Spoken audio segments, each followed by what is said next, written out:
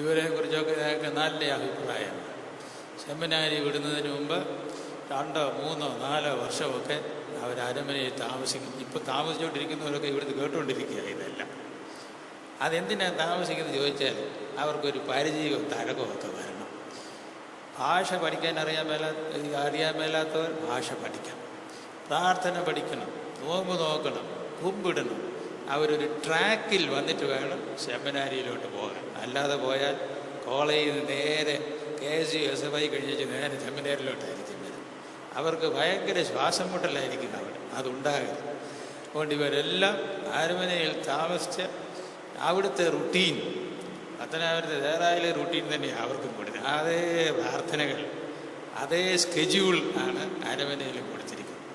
അത് അവർ ചെയ്തോണമെന്ന് പറഞ്ഞ് ഞങ്ങൾ ചെയ്യുന്നു. രാവിലെ 4:30 മണിക്ക് ഉണരും, 4:45 പ്രാർത്ഥന തുടങ്ങും. പ്രഭാത നമസ്കാരം വരെ തീർന്നിട്ട് പിന്നെ പോയി വീണ്ടും 7 മണിക്ക് വരും.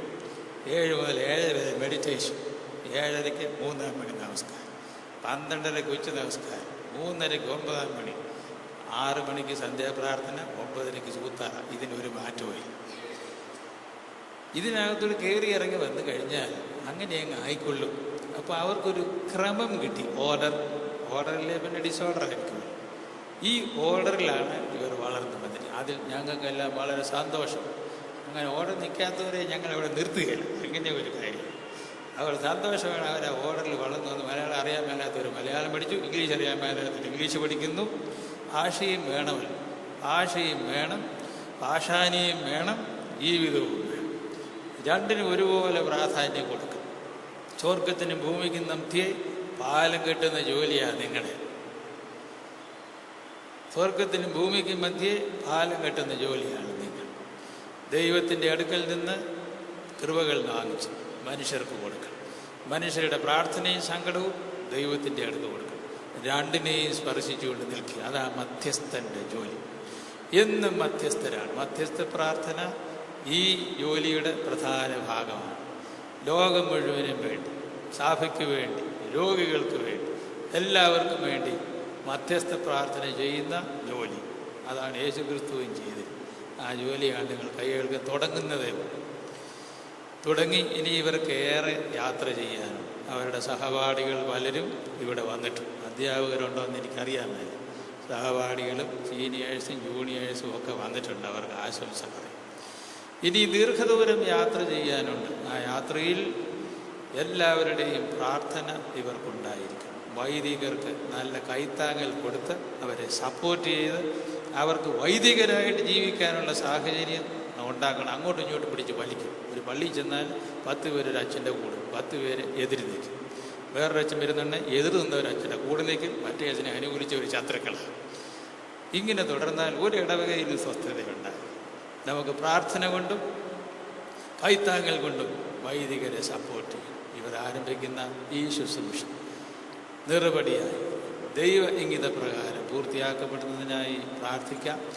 ആദ്യമായി വിശ്വാസ സംബന്ധമായ ഉപദേശം കൊടുക്കും. അവർ വിശ്വാസം ഏറ്റുപറയുകയും ചെയ്യും. നമ്മുടെ കർത്താവ് യേശു മിശിഹായിൽ എൻ്റെ സഹോദരങ്ങളും പരിശുദ്ധ 3 സുന്നഹദോസുകളുടെ സ്തുതിചുവള്ള വിശ്വാസത്തിൽ സംബന്ധികളും ആത്മീയ മക്കളുമേ, നിങ്ങൾ കേട്ട് തിരിച്ചറിയുക. നമ്മുടെ കർത്താവ് യേശു മിശിഹായുടെ രഹസ്യങ്ങൾക്ക് ദൃക്സാക്ഷികളായിരിക്കാനും ബഹുമാനമുള്ളതും വില തീരാത്തതുമായ ഈ നല്ലൊരു ശ്രേഷ്ഠമായ ഈ പദവിക്ക് അയോഗ്യനായ എൻ്റെ ബലഹീനത മുഖാന്തരം പ്രാപിപ്പാനും അത്യുന്നതനായ ദൈവത്തിൻ്റെ ശുശ്രൂഷയ്ക്കും ഉന്നതവും അതുല്യവുമായ പദവിക്കും അടുത്തു വരുവാൻ നിങ്ങൾക്ക് ഇഷ്ടം തോന്നിയിരിക്കുന്നു. വാത്സല്യവാന്മാരും അനുഗ്രഹിക്കപ്പെട്ടവരുമായ മക്കളെ, ഇപ്പോൾ ഒന്നാമതായി ഈ ഉന്നത പദവിയുടെ നൽവരത്തിന് നിങ്ങൾക്ക് യോഗ്യമായിരിക്കുന്ന ചൊവ്വുള്ള മാർഗം ഞാൻ നിങ്ങളെ കാണിക്കാം. നമ്മുടെ കർത്താവ് യേശു മിശിഹായുടെ രഹസ്യങ്ങൾക്ക് വിശ്വസ്തന്മാർ ദൃക്സാക്ഷികളുമായി തീർന്നിരിക്കുന്നവർക്ക് യോഗ്യമാകുന്നത് പോലെ അതിൽ നിങ്ങൾ തടസ്സം കൂടാതെയും കളങ്കം കൂടാതെയും നടന്നുകൊള്ളണം.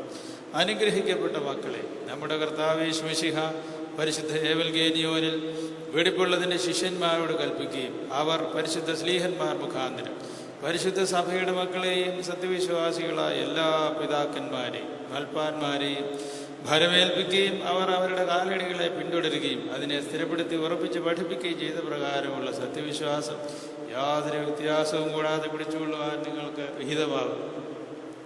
പ്രധാനമായിട്ടുള്ളത് പിതാവിലും പുത്രനിലും പരിശുദ്ധ റൂഹായിലുമുള്ള വിശ്വാസമാകും. അവർ പരിശുദ്ധ മൂന്ന് ഗുരുവുമാകുള്ള സത്യ ഏകദൈവമാകുന്നു. നിങ്ങളുടെ വിശ്വാസം പരസ്യമായും രഹസ്യമായും അത് തന്നെയായിരിക്കണം. വായു കൊണ്ടും നാവ് കൊണ്ടും ഹൃദയം കൊണ്ടും നിങ്ങളത് ഉദ്ഘോഷിച്ച് പറയണം. ദൈവത്തിൻ്റെ വചനമാണ്